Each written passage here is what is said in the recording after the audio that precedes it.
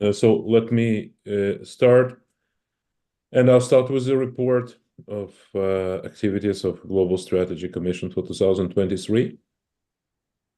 The year hasn't yet ended, but we already can claim that it was the most eventful, in a literal sense, eventful year in FIDE history, because the number of events, and in particular the events under the Global Strategy Commission overview, was a record one. If you remember, we finished last year, as usual, with a World Rapid and Blitz in Kazakhstan, and it was a success and an event which attracted a record number of viewers. We received a summary of number of views which our broadcasts clips, not only our but our partners as well, gathered, and it's a figure around 230 million views, not viewers but views, which is already quite respectable for almost any sport. And I think it was thanks to our rather flexible approach to the partnerships, when sometimes we were going after partner which we knew that the commercial conditions would be favorable to us. Sometimes it would be about the promotion of the game and some sort of a revenue share. So it was a success, but as you understand, in this year 2023, when we still were after COVID, so we needed to move all the events faster and to pack them to the in a way. So we had no time to wait, and then we continued with Women's Grand Prix. As you remember, the first one in the year 2023 took place in Munich. Then there was two more Grand Prix, Women's Grand Prix in India, New Delhi, and in Cyprus. We had women's candidates final and women's final match, both of them staged in China. We had, of course, our main event of the year, or of the 2-year cycle, World Championship match, which was held in Astana in Kazakhstan, and was a unexpected resounding success, because many claims that with Magnus Carlsen declining to participate, the event would not attract as many spectators, but the reality dispelled this, let's say, doubts or allegations, and we saw huge interest from all over the place, and also from a point of view of a event, it looked as one of the best events FIDE had. But again, we didn't have time to sleep on our laurels, because there were so many things to do. This year we introduced a new event into calendar, which was the World Team Rapid Championship, which was held in Düsseldorf, Germany. And that was also a success. I think for the event which was held for the first time, it was very nicely organized, and we plan to stage it again this year. We had a part of that, obviously, the event which is already became sort of a brand event, and even the name branded and very strongly tied to this is the Grand Swiss, which took place on Isle of Man, which was very, let's say, interesting in point of in regards to level of chess, but also as a qualifier to the World Championship candidates.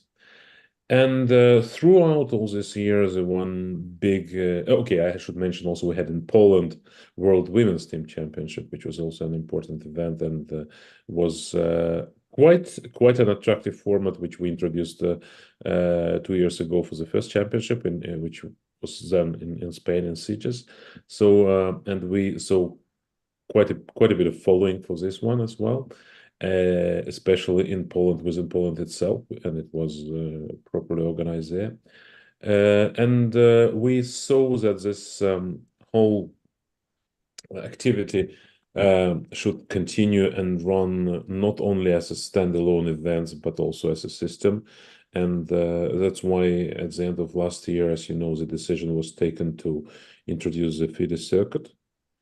That's a new system of qualification to to the candidates, but also the new system of counting points and awarding players throughout the year. So, in my opinion, the first year was once again, I would say unexpectedly successful, because typically when you introduce this thing for first year, you would have many flaws, but we had very few. And at the beginning, people were concerned that the rules are not very easy to grasp and the number of points and so on. But then already in a couple of months after we started, players already knew how to calculate more or less how many points they would get for this or that tournament or this or that place. And what's more important, the spectators also grew to appreciate the format, because it would award the best player of the year, bar the qualified already spot to candidates. So this run as planned, and what is more pleasing, not only that we managed to conduct these events to, let's say, to respect our obligations, but also we introduced new events, and we also managed to deliver income to FIDE, which was above the budgeted one. So which probably speaks about the, let's say, right attitude, and that the events which were previously a burden for FIDE budget, like FIDE Women's Grand Prix, you remember we have been investing into it, and this investment now is paying off. We see that there are many organizers who are willing to contribute to organization of these events, and that has led us to expansion of the Women's Grand Prix format, and for the next cycle we will have 6 events and not 4, which would make once again provide more opportunities for players, give more countries a chance to host the event of the kind. And what's important, it's self-sustainable system now. And I remember a skepticism from some in 2019 when we reintroduced the Grand Prix, and there was no or very few organizers who would be willing to host it. By now, the situation is totally different, and we see that this interest is on rise, and we also established quite a good network with people with whom we can work, and we can leverage funds towards these events. So that's about the where we stand now. Of course, there is a always important question: where we go, where we head, what's future holds for us. And I think the responsibility of Global Strategy Commission and me as chairman is to understand the vector of how chess and top chess should be going forward, what formats should be implemented, and we always are considering that. Throughout this year, we have conducted a number, not one and not two, a number of polls with players to actually identify the most suitable, the acceptable formats for the top events. Of course, we can't ignore the fact that Magnus Carlsen expressed his dissatisfaction, but at the same time, we cannot, let's say, automatically meet his requests or suggestions. We have always to review it carefully and to do what's best for chess, and to actually to balance between the zeitgeist, what actually the modern life tries to dictate us, but also to preserve these traditions and values which chess holds, which allow us today to raise significant funds towards the most important events.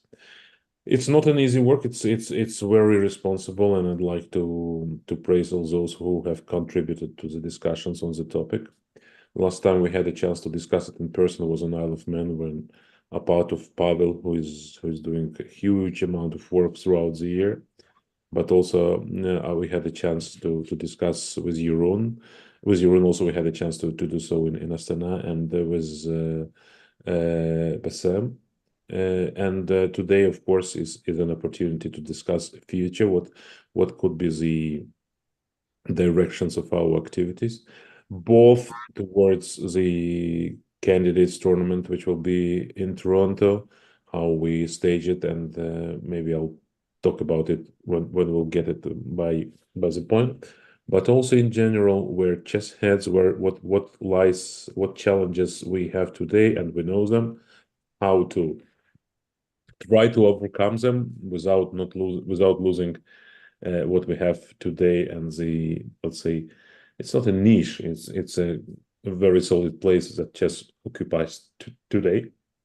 I'd like in my forward to thank also all partners which we had throughout this year, because if as many remember, when the war started by Russia in 22 unleashed, many suspected that, well, now FIDE would be in dire straits, and the 50% of the events were taking place in Russia, and there were so many sponsorships coming from Russia. But all the practice and the way we managed to work indicated very clearly that we can do good work, and we can deliver and contribute both to just society and to feed the budget with our work, even with Russia being out of this picture. We hope that this work and this network, which has been built throughout the recent years, will play out also for further events. I can already now say that what we managed to do and what we are happy about is that many important events already have the organizers who are indicating their interest in advance. I'll give you several examples. Let's say when we discussed the candidates 2024 in Toronto, we had an agreement already in February 2023. When we discussed the World Cup in Baku, and I'd like to praise the organizers there, because World Cup is one of the most complex events. We had already in September 2023 the confirmation about that. 22, sorry, confirmation about that.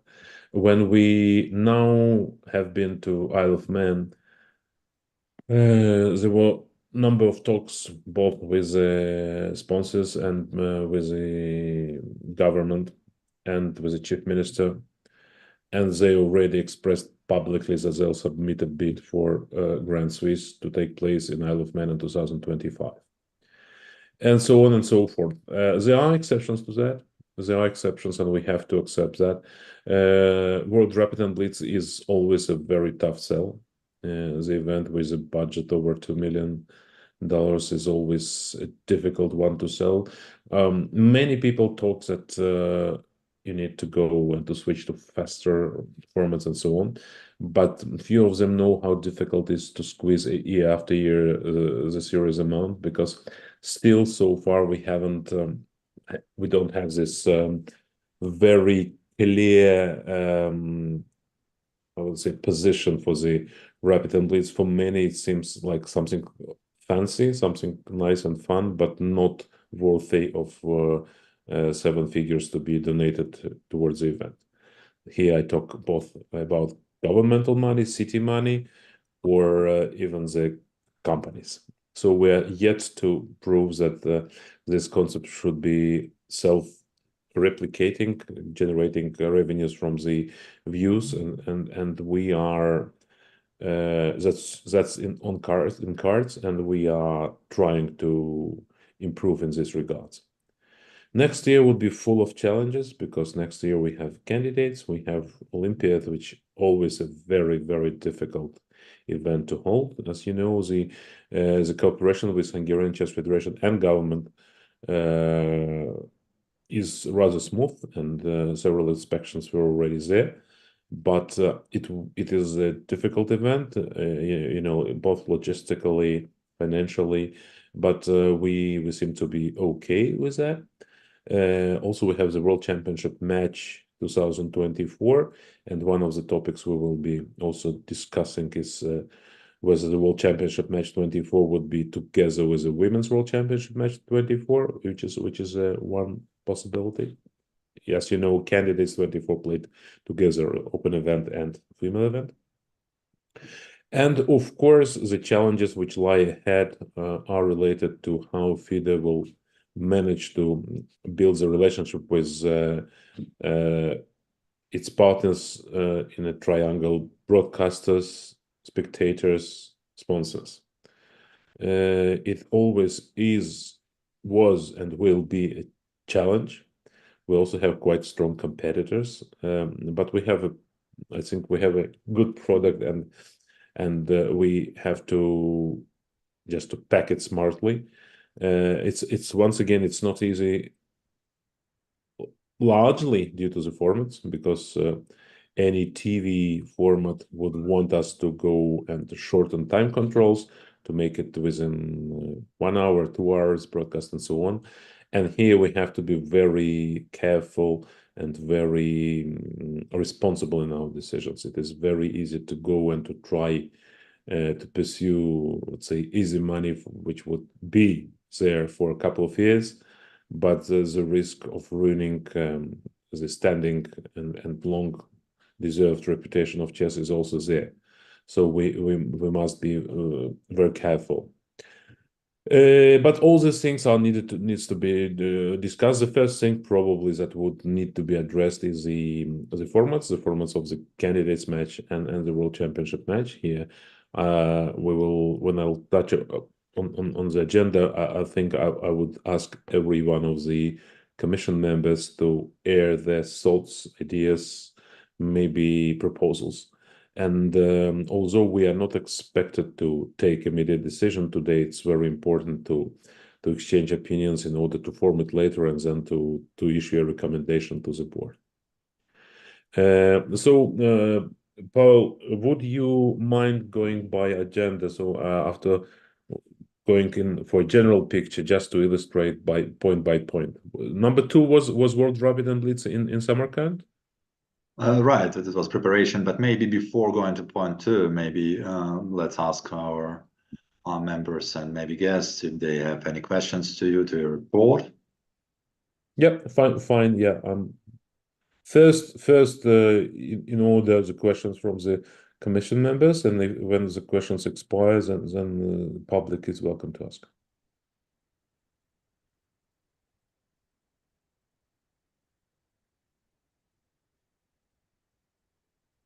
No questions from commission members, I see. Yeah, okay. I see Marco has a question with nobody from commission members.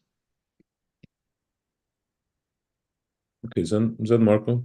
Okay, Marco, please go ahead. Unmute your mic, please.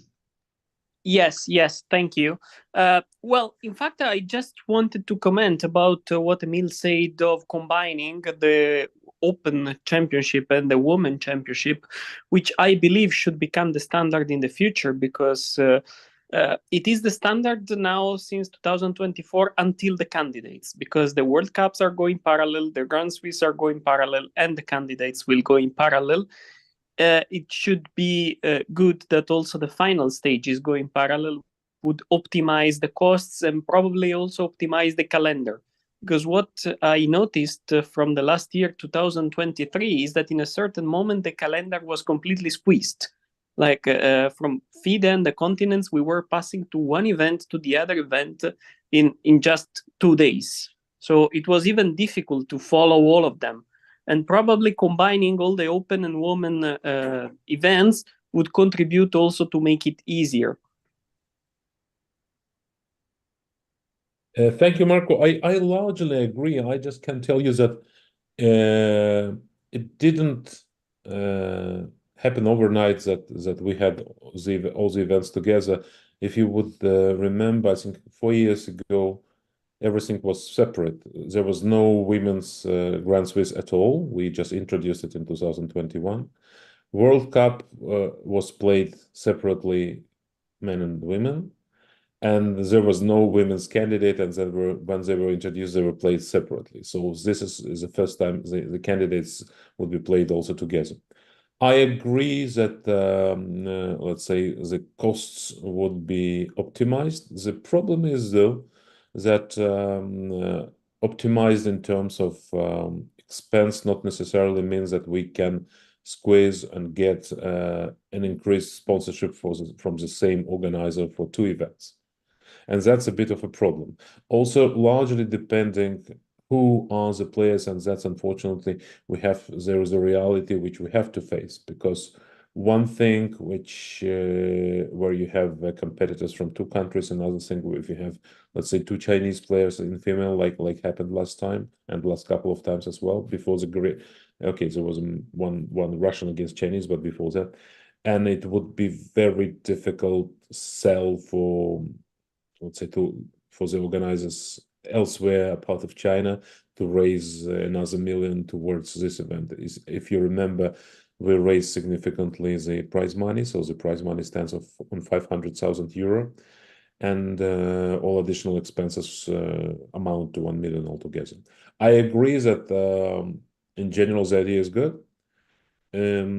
I would not at this moment tie ourselves to some sort of commitment of holding it, because I think it largely does depend on who is playing the final and who is a potential organizer. Sometimes you have, let's say, if I had every day the organizers like I had an expo or I had in Kazakhstan, I would go for this concept. But it's not every day that we have such a massive partnership, both from the financial point of view and from the magnitude of the event.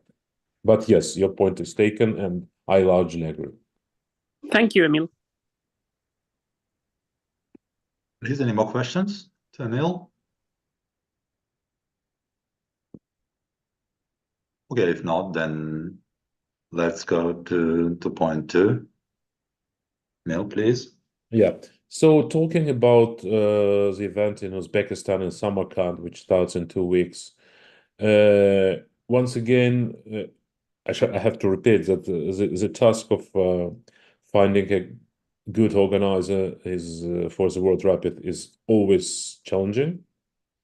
We managed to build a good partnership with Uzbekistan. There were several players into this picture, which allowed us to pull a championship that we are going to have.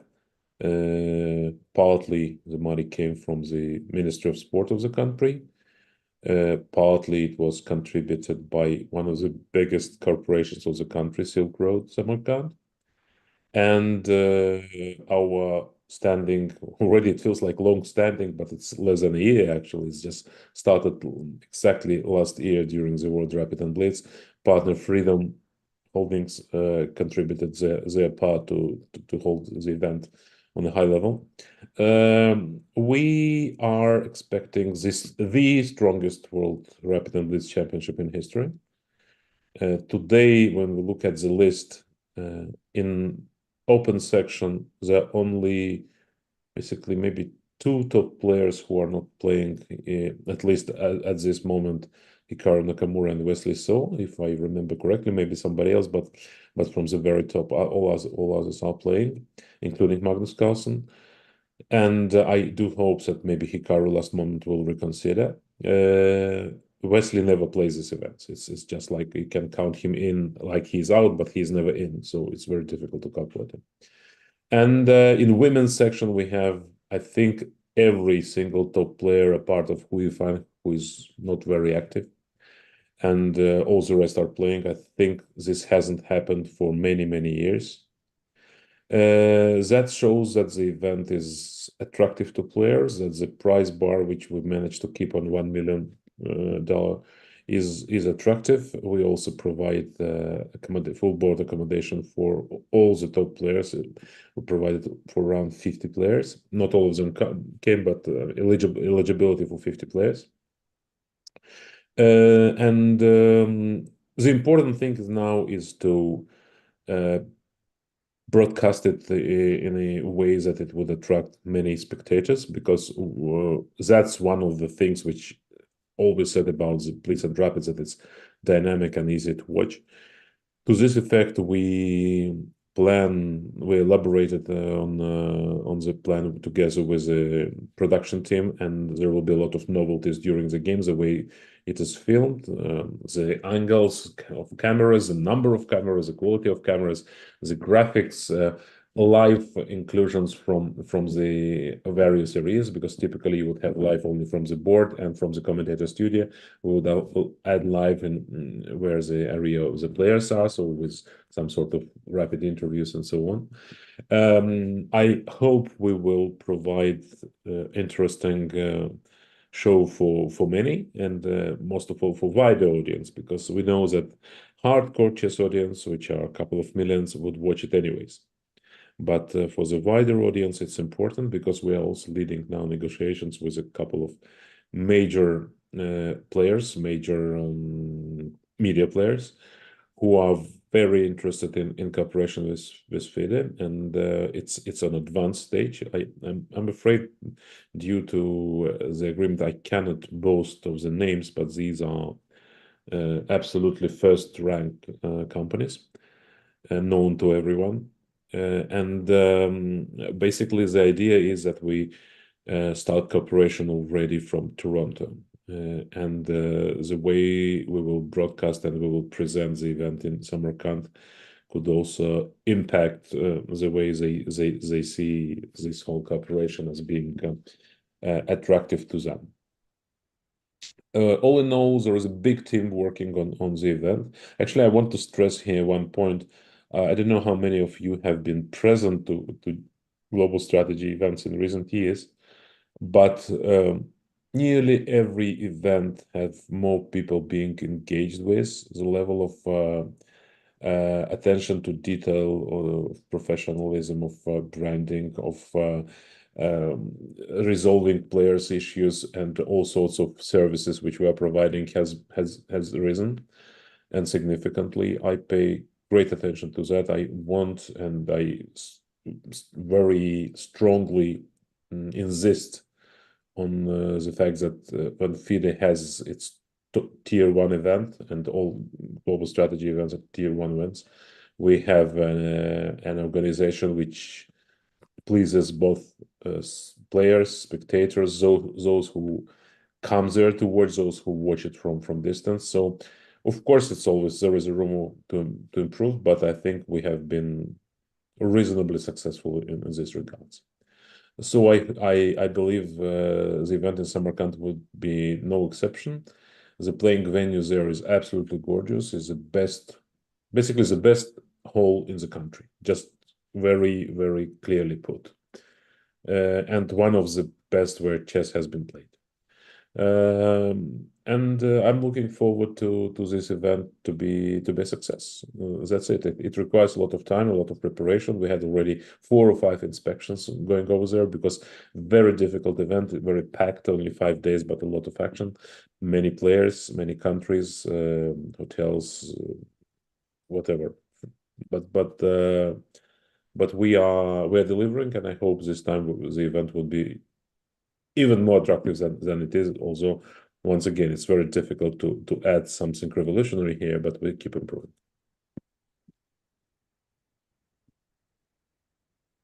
If anybody has questions on this regards, I'll take it. Otherwise, the point 3 is candidates tournament, and maybe in this regard, Pavel would share more info. Sure, let's check that no questions regarding Samarkand.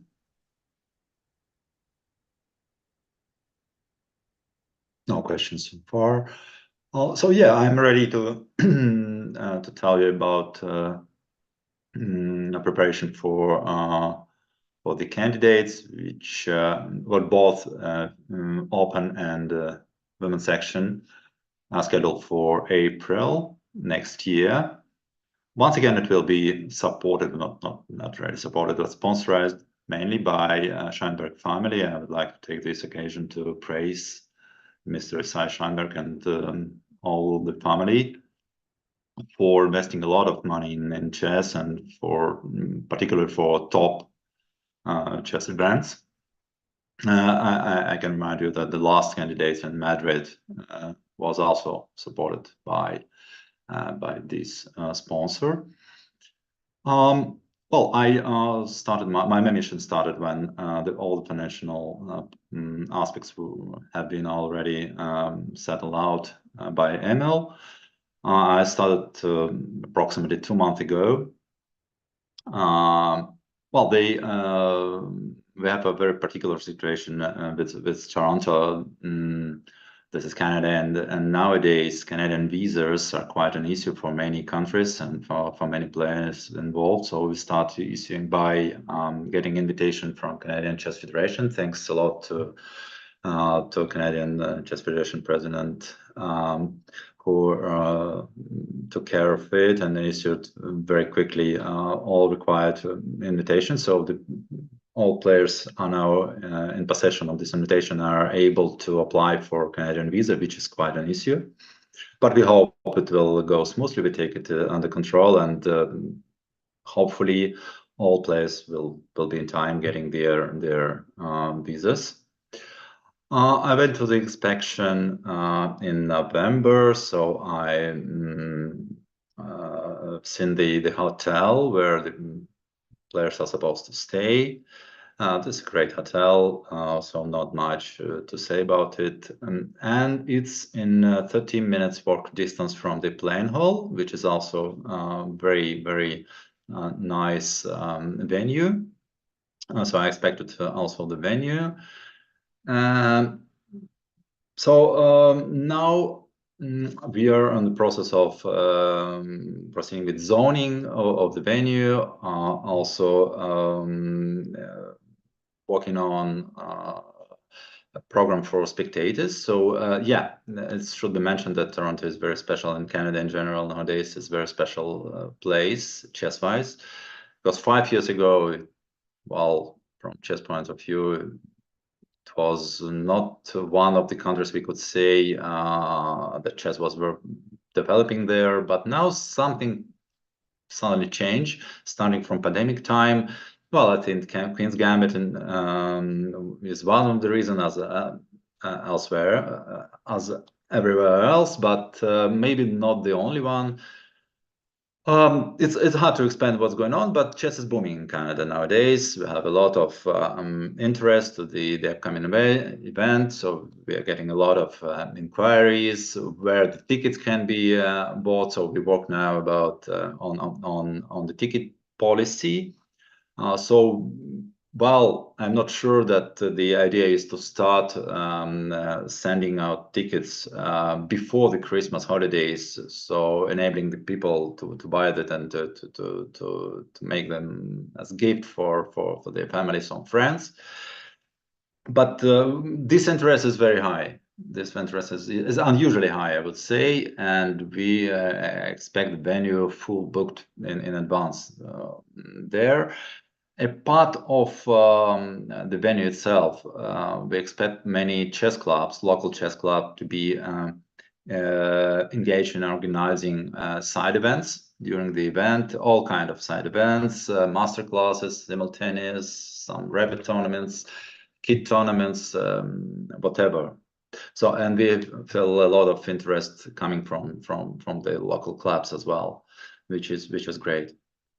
So the event promises to be quite a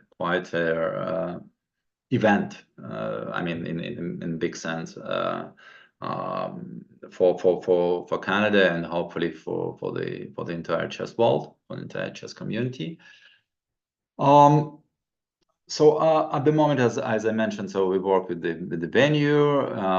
We will start working shortly with catering companies, with branding manufacturers, and so on. The tournament logo is about to be finalized, hopefully until the end of the year, and the official website will be launched. We expect it to be launched in the end of January next year. That's basically it. And as Emil mentioned, all best FIDE resources are involved in the organization of the Rapid and Blitz and Samarkand. I can tell the same for the candidates. I think we have a very strong team now in FIDE of chess managers as ever before. And I'm pretty sure that we will deliver a good product for the candidates. That's probably it. From purely chess side, this in my memory, this is the first time and maybe even first ever time when the open candidates is combined with the women candidates tournament. And yeah, Marco pointed out some obvious advantages, and one of other advantages which was probably not mentioned yet, that during the broadcast a lot of attention will be paid to the women event, which is not always the case. Actually, we know that statistically open tournaments have a lot of much more viewers than women events. And one of the ideas combining these two events is to attract more attention to female chess, which definitely deserves. That's probably it for the moment. Emil, please let me know if I forgot something essential. Yeah, thank you, Pavel. Well, I just mentioned that Pavel has been doing it upon my request for several months already. It's a difficult task, in particular also because a lot of work has to be done from the distance. You can't go for inspection every week or 2 weeks to Canada. But we advanced quite well. I'm happy with the way it is. My concern and the big concern remains everything which has to do with visas, because taking into account that there are several Russian players and there are Indian players who also may find it not easy to get visas there. I hope it will be resolved and all will be smooth, but it still is some sort of a risk which we are trying to minimize by sending official letters and starting the procedure well in advance. Let's hope that it will help. But otherwise, I expect the event to be a success. And here I want to raise maybe a question which I want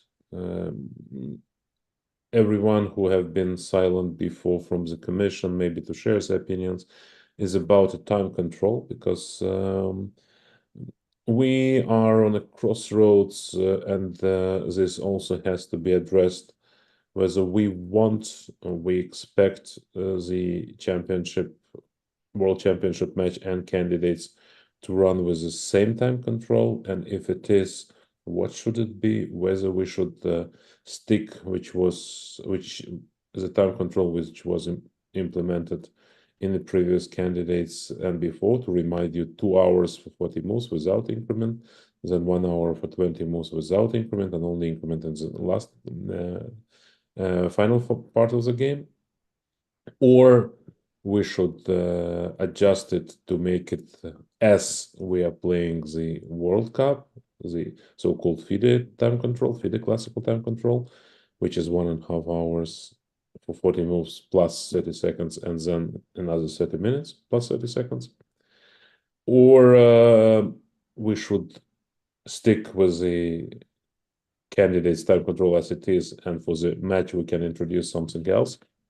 And here I would like to share with you the ideas which have been circulating about the match.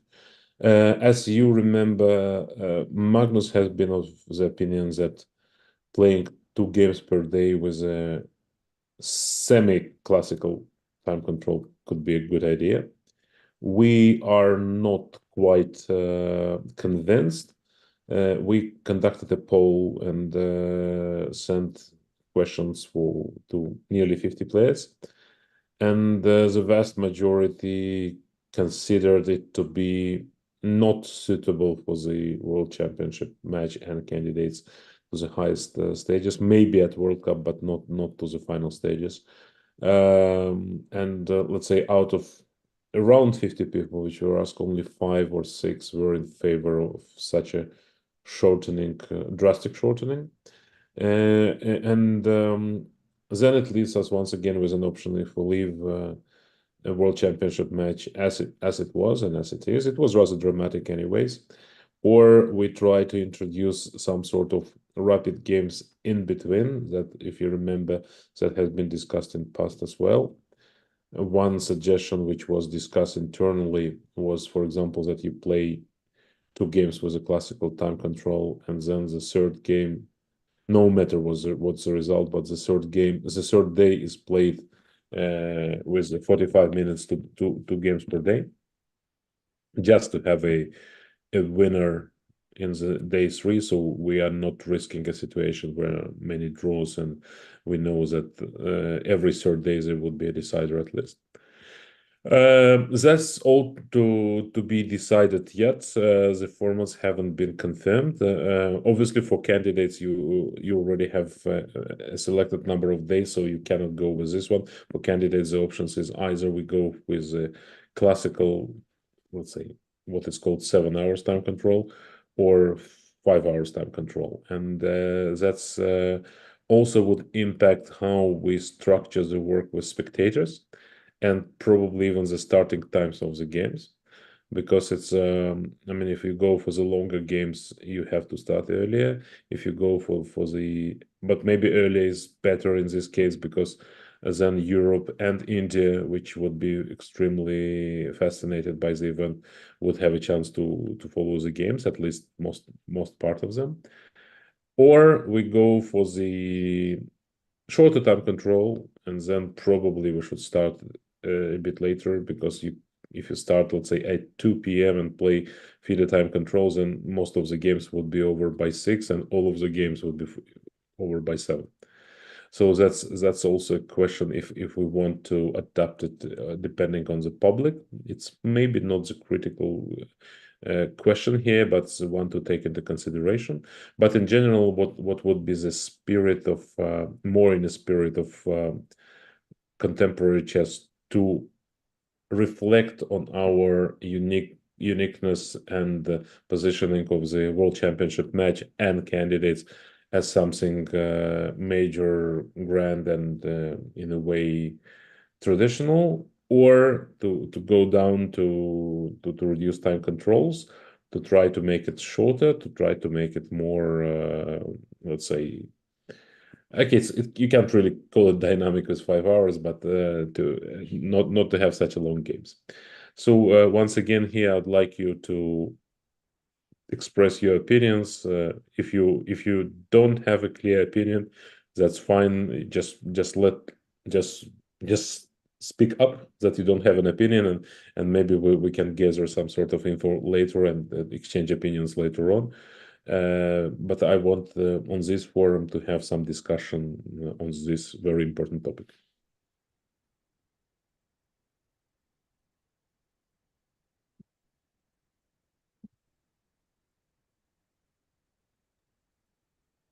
Hey, can I say something? Yeah, sure. Bassem, please. Okay, so about Toronto, as Pavel mentioned, that both tournament will be same open and women. So for live coverage, I think it's important to have different time controls, because then for time pressure, like for women's time pressures, then the live coverage could be like more focused with that. And then if it's different time controls, the open candidates will still be a bit slowly going. Then all the concentration could be on time pressure with the women's tournament. And then when it's open tournament time pressures, then we can have all the focus there. So if we reduce open to, let's say, FIDE time controls, then both tournaments will have the same time control. And I think when it comes to time pressures, then main focus will be with the open tournament. So for coverage, I think it's maybe not ideal. Also, yeah, I agree that both the match and the candidate should be the same time control.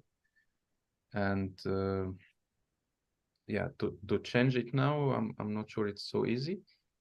I think keeping the current, or at least longer time control, maybe make sense for now. Yeah, so yeah, then also for the women, I think the match, they have the FIDE time control.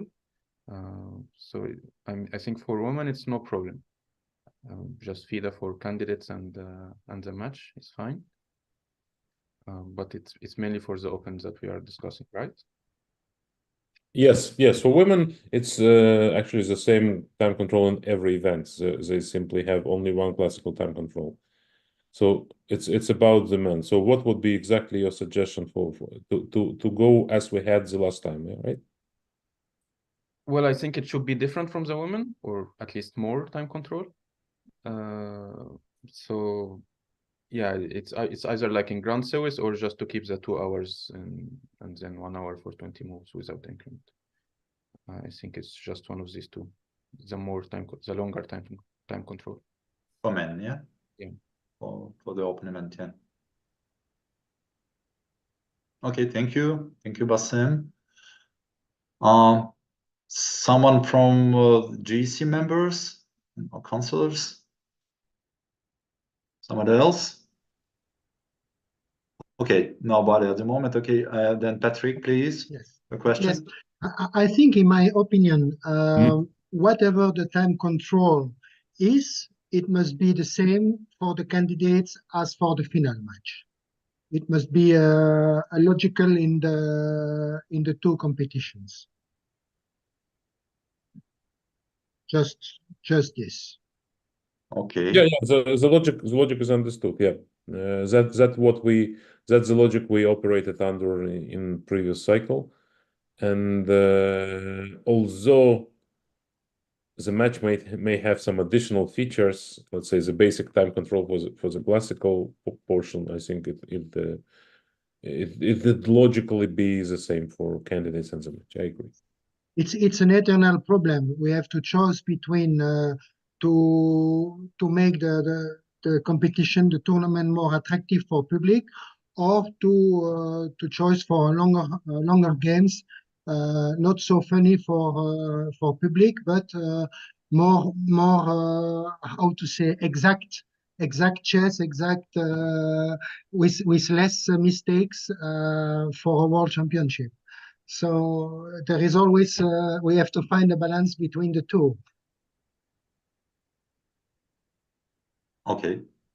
Thank you. Thank you, Patrick. Noted. Heron, please. Yes, hello, everybody. I want to refer to a small meeting we had on Isle of Man, and you were also there, Pavel, and Emil was there, Bassem was there. And we also discussed this issue, which is, in my opinion, a bit of a complicated issue to discuss it here, because I'm sure there are many, many opinions. But for myself, I would like to say two things. Well, as many of you know, I'm director of Tata Steel Chess Tournament, and it has a long tradition, and I still believe in the old-fashioned long time control. But after our meeting in Isle of Man, I have changed my mind a little bit, and I already had before. I think it's not.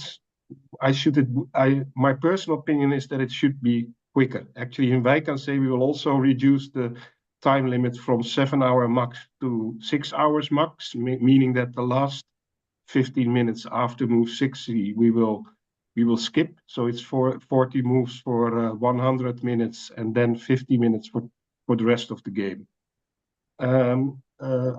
I understand Patrick's point of view, but I think we also discussed it in Isle of Man to have the same time control, time rate in the candidates as in the World Championship match. But I'm sure also here there are different opinions. But one question I also want to ask to this meeting, to all, isn't it also time with this gender situation that both the women and the open have exactly the same time control in World Championship events and not to have a different time rate? This is my question, actually, at least to think about, because this gender issue is also quite actual in my tournament in January. We'll pay some attention to it, but maybe it's also time for us to think about this as a commission. Thank you. Thank you, Aaron. Well, answering the gender question, I would say that I find it more dangerous to harm players, either women to make them play in more difficult conditions, or men to go and to make them play faster, or simply because ladies are playing in a faster, just because we want to please or to know how to answer questions why you play different. I mean, FIDE luckily still has a view that there is a two gender sports. So it's we have women and we have open. Now, you as a woman, because you can play in open, so it is possible. You cannot really say that it's restrictive for women. If we had maybe women and men, that would be a different story, right? But here you have a tournament which is possible. So if we are worried about the questions that may come, why men play longer games, yes, they will come, and we need to think how to reply. But we should not adopt regulations only because we shall be concerned of how it would be perceived. That's my belief. We should act in the best possible way for the value of the competition, both for participants, both for men and for women, but also for the sake of chess, I think.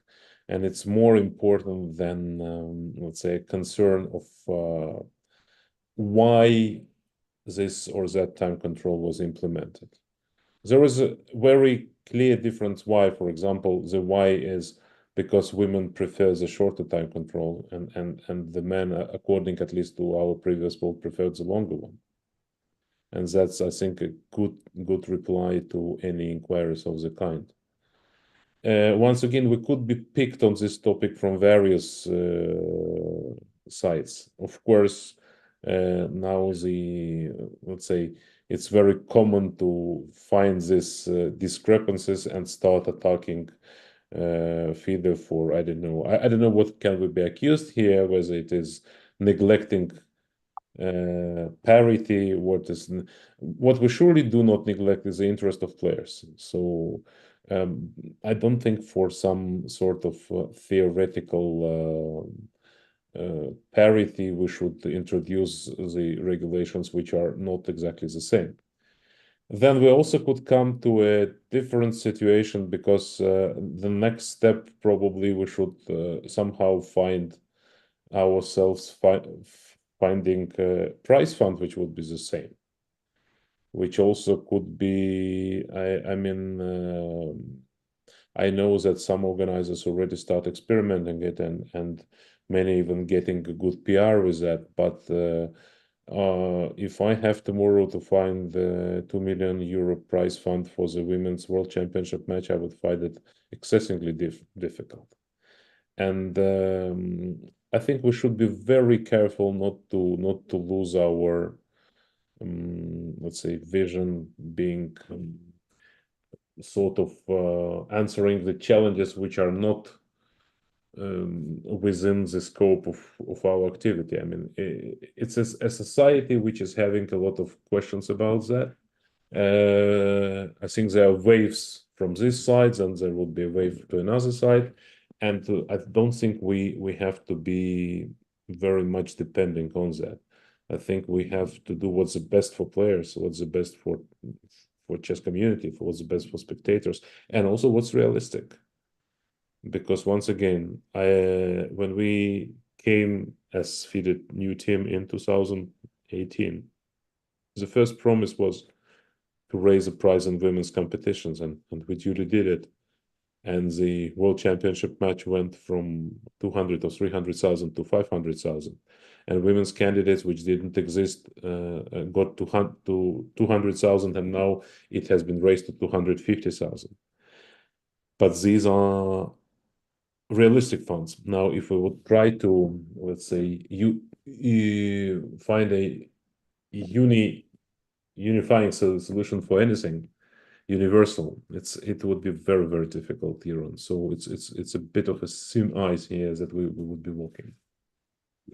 Okay, thank you. Thank you, Ron.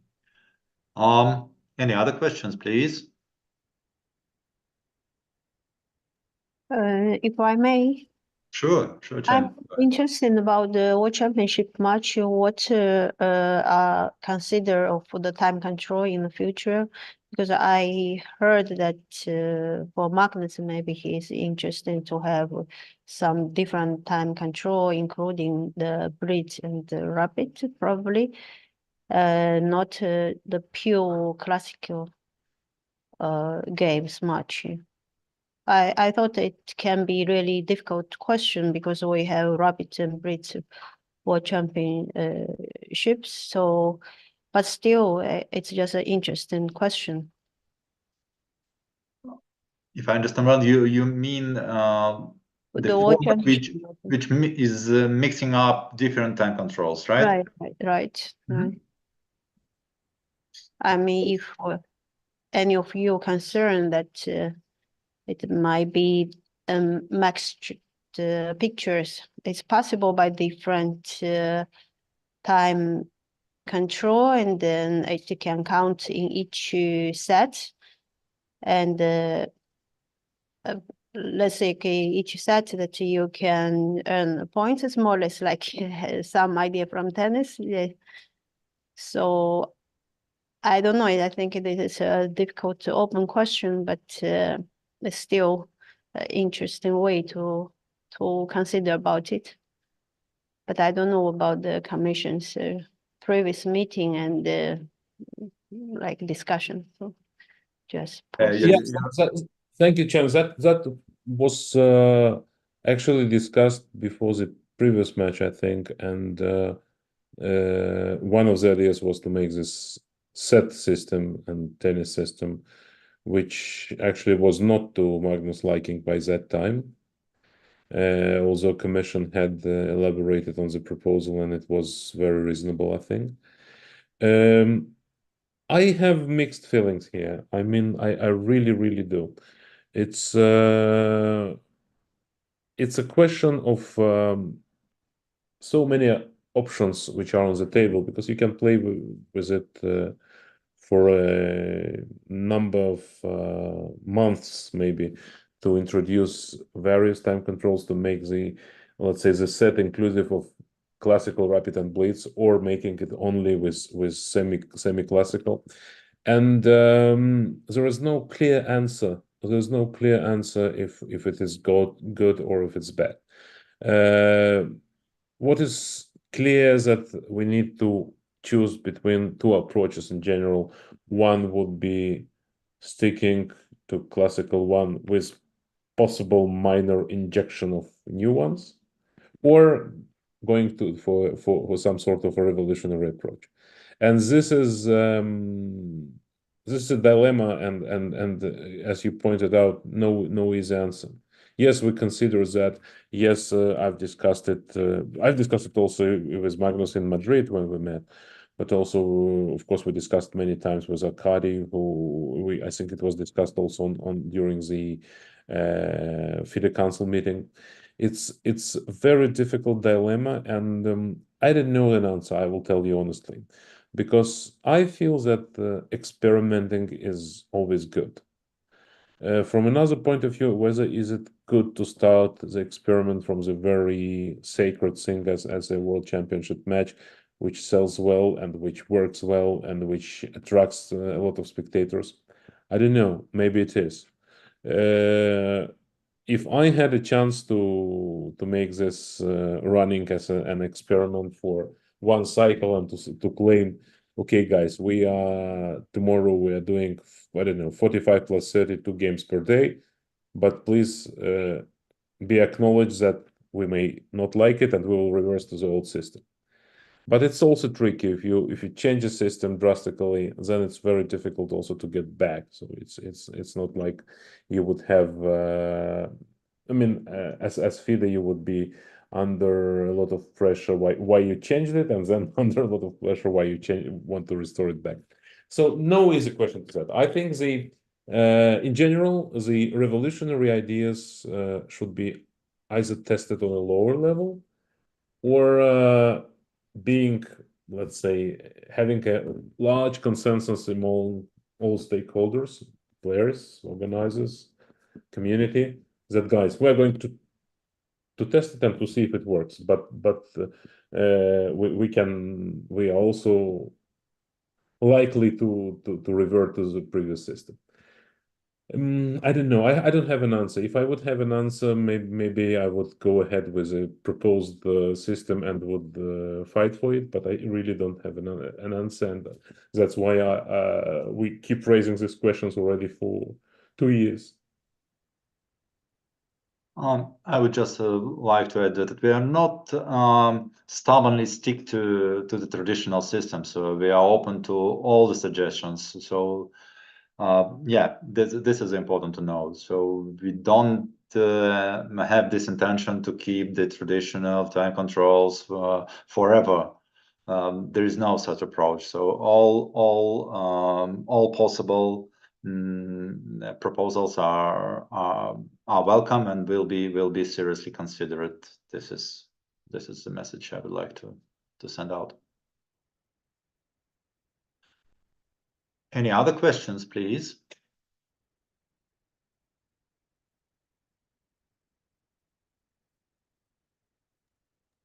Okay, can I just add something? Yeah, sure. Well, about just idea I got about time control, I agree with Jeroen that making it a bit shorter is okay, but still not like so much. So I agree, like removing the extra time after move 60. One idea could be for the candidates to have 2 hours for the first 40 moves. And then after move 40, we change to 50 minutes plus 30 seconds for the rest of the game. So it's like only 2 time controls. It's kind of mix between like what we have in Grand Series or tournaments like Bundesliga, but without the extra time after move 60. So it's a bit shorter, but still player gets to sync, and we also have like mix of both time controls without increments, and then we get the increment after move 40. So maybe it's interesting in a way. Yeah, I like the idea, and actually I considered it myself. There is one drawback which bugs me a lot,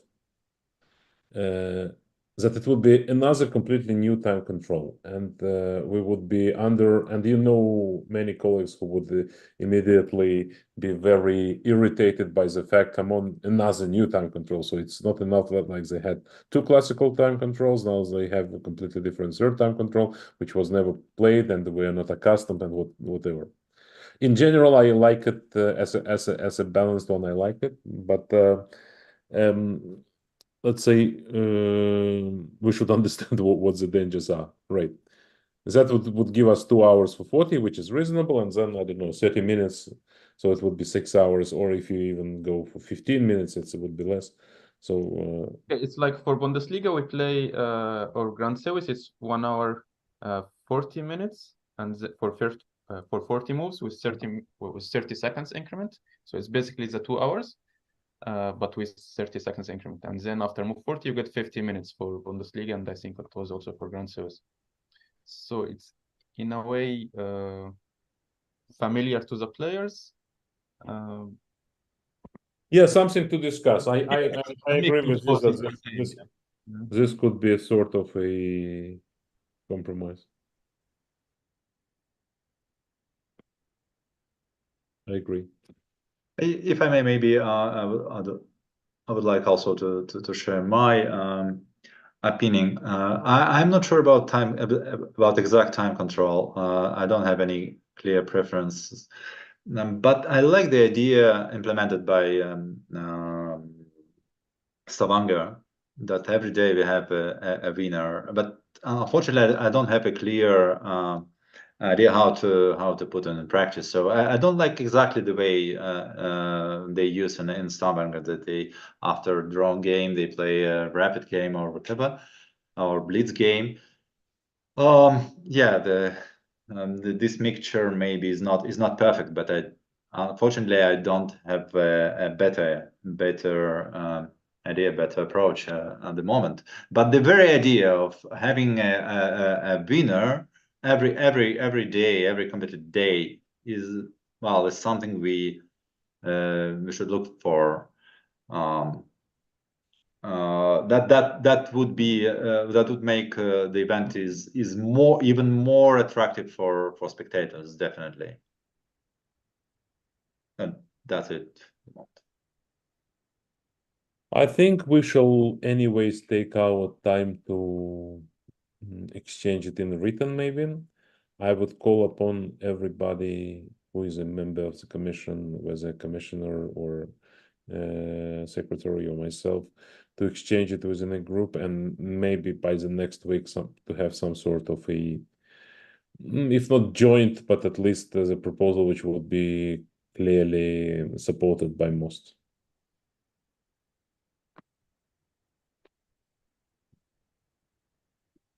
Well, anybody else from the commission? Ekto? Ifan? No, thank you. Morten? Not for the moment. I liked the last idea you had, that we could do something in written. So because it's, I saw the agenda points, but since there were nothing to read up front, it's, my thoughts will be more impulsive than yeah. I would like to think more about this. Okay, I appreciate it. thank you, Martin. I know Arkady would be joining us shortly, probably in 5 minutes. Before that, anyone wants to raise any more question, idea, proposal, whatever about the work, maybe not related to the particular events, maybe something more broadly, please do.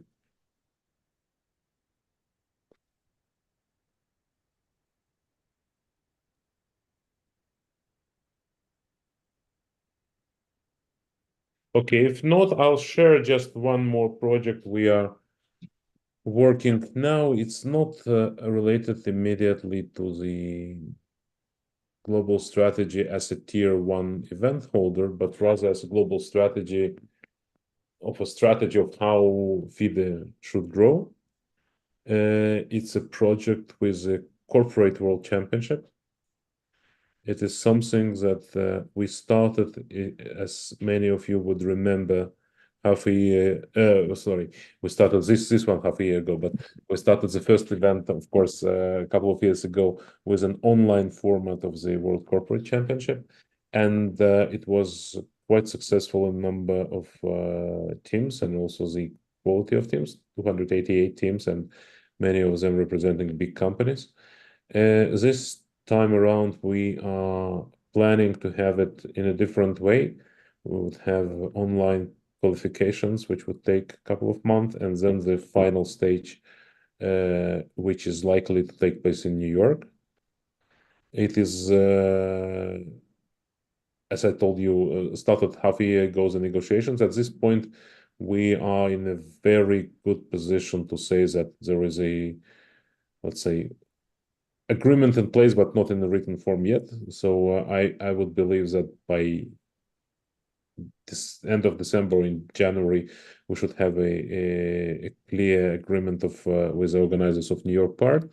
But if it materializes, and the 8 best teams representing the companies and corporations will be coming over to New York to compete on Wall Street for the finals of the event. And it could be really big thing. And we also think about how to pull it together with participation of top players as a legionnaires. Let's say Magnus could play for his Norwegian team and Giri for his Dutch. And I'm sure Nakamura would find a team among American companies who would love to engage him, and so on and so forth.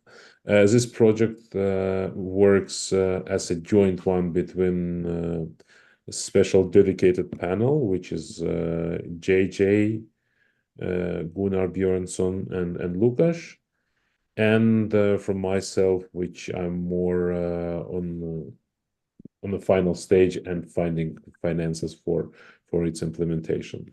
I'll give you a bit of update later, but it looks like it could be a very nice event. Not only importantly the event, but also it would provide a lot of networking opportunities for FIDE and for hosting our future events in North America, because there have been just very few of them, and Toronto being the first one after so many years.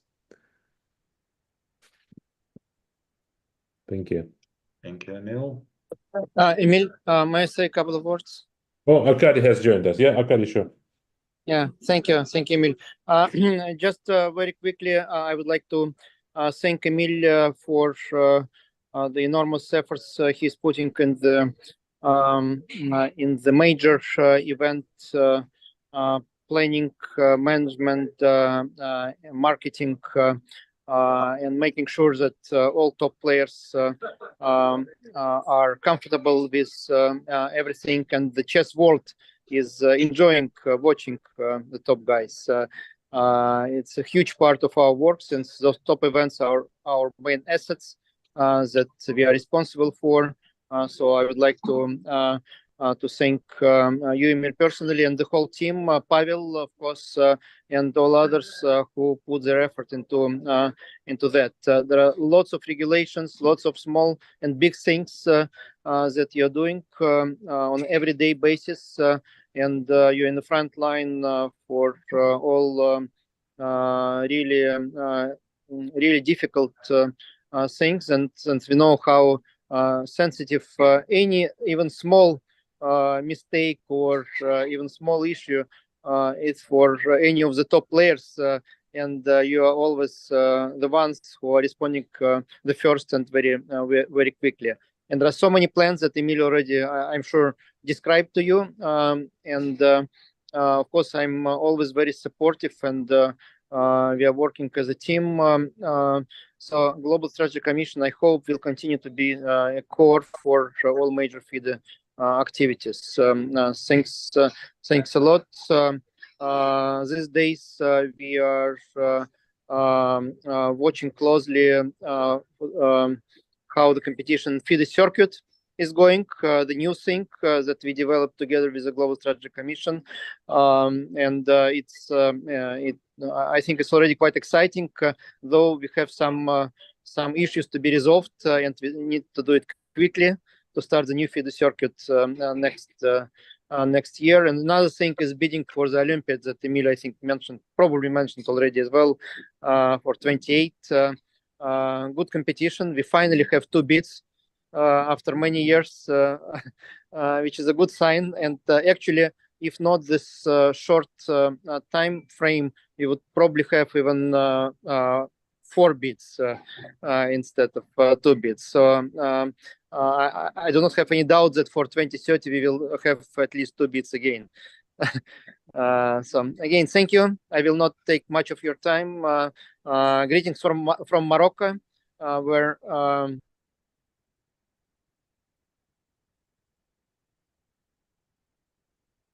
I think they didn't want to disclose where. I think I disappeared for a second. Yes, Yeah. but now you are back. Yeah, greetings from Morocco, where the new management is hopefully coming to the federation, so that we can cooperate and maybe host some major events in Morocco as well. Okay. Thank you. Thank you, Mr. President. Thank you. Thank you, Arkady. Thank you. Actually, the last item on the agenda would be talking about the 2028 bids. Here we don't need any decisions to take. It's purely informative. The decision is taken by General Assembly. One bid comes from Abu Dhabi and another from Genoa, Italy, and the bids are being assessed by General Assembly after the reports there have been already presentations, but the report have been sent by the inspection group, which included Lukas, Viktor Bologan, and Maria Balashova. Maria is working on an assignment from global strategy. She as an events manager and as the one who knows a lot of little important details that can impact the organization of any major event. Yes, but here we do not have to take any decision in this regards. At least in this regards, it's not on our end here. I would once again thank all those who came to join today for the discussion. I'm looking forward to exchange in written with global strategy members, because we would need to issue some sort of a position next week, I believe, on formats. And once again, there is a final opportunity for you to raise any question if anybody. Emil, can I say something, Emil? Yes, yes. Okay, Hamid from Malaysia. You know, I'm not part of the commission, but I'm in a position to look at the commission work from the outsider's point of view. And looking as an outsider at what the GSC is doing, I wish to put on record a big thank you, because the work that you have done seems to encompass the whole world. The word global is very specific in your commission. And I just want to say that you guys are doing a great job. Chess is literally looking worldwide with your commission. And I would also like to tell you all that the support that the GSC has been giving for some of the open events has done a great deal to make your commission look good. And I wish and I hope that you continue with this. It need not be big money. It can be small money. But the fact remains that it is money from FIDE, and we are proud to receive this. That means we are doing a good job. So it's a sort of a recognition to all the federations with this kind of support. Thank you, Emil. Thank you, Pavel. Thank you, Hamid, for kind words. It's not very often you'll get to hear nice words from colleagues, even if the work has been done good. As for the project for support for open for the new year, it hasn't been yet reconfirmed, but I'm hopeful that we will manage to keep the bar high. Yes, in 2 previous years, that was very important contribution from FIDE to organizers of open events that helped many players, that helped organizers to maintain the event, and we are looking forward to keep delivering on this front. Emil, if may I? Yes. Yes, Frankie.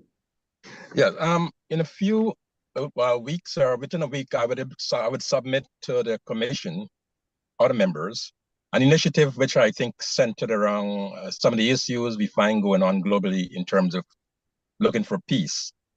You know, chess, to me, it's a tool in which could be used to help some of the situations, some of the issues we have facing us. And those details will be submitted and the members will have an opportunity to review. I would like to suggest that in the future, whether or not we could have the agenda at least a week prior to the meeting, and it give me an opportunity to do some research and contribute a little more better to the commission. Sure, Frankie. Thank you so much. And regarding the agenda, you're probably right. It was submitted to the FIDE Secretariat, and could be found.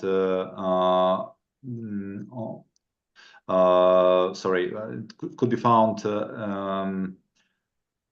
in the announcement related to the General Assembly, but it was not sent in time for the members. That's true. Sorry, this is partly my fault. Okay, thank you very much. And I would definitely submit that initiative centered around the role of chess in peace, considering what is going on around the world. Mm-hmm. Thank you very much. Thank you. Thank you. A gentleman and lady, or maybe several ladies, sorry. Then if we are done at this point, I'd probably call it a day, thanking you all for attending, for expressing maybe most of you haven't done so publicly, but if you wish to also to submit the ideas in written, you're more than welcome. And for the members of the commission, let's be in touch in written about the proposals. And once again, thanks for your contributions and thoughts. Thank you, everybody, for attending this meeting. Bye-bye. Thank you. Bye. Take care. Bye-bye. All the best. Thank you.